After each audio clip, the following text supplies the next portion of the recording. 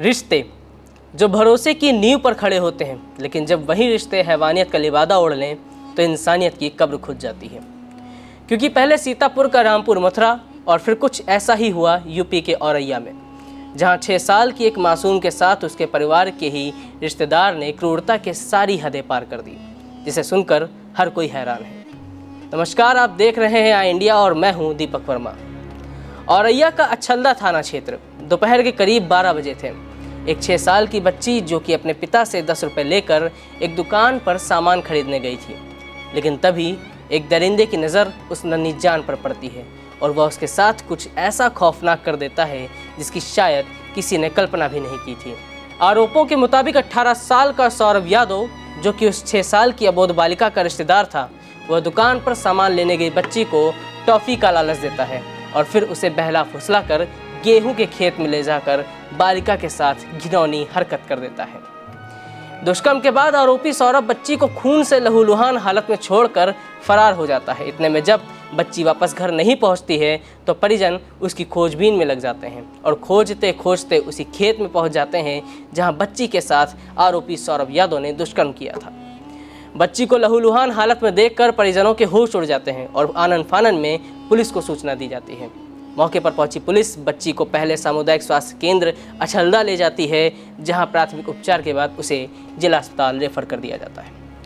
पीड़ित बच्ची के पिता ने थाने में लिखित शिकायत दर्ज कराई, जिसके बाद पुलिस ने फरार आरोपी की गिरफ्तारी के लिए 3 टीमें गठित की।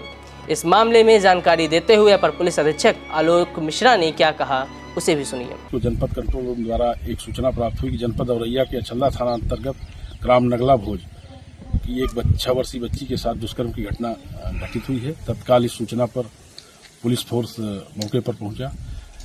जानकारी करने पर ज्ञात हुआ कि 6 वर्षीय बच्ची के साथ उसके सगे परिवार का लड़का, जिसका नाम सौरभ यादव पुत्र राम प्रकाश यादव, उम्र लगभग 18 वर्ष है, के द्वारा यह घटना कारित की गई है।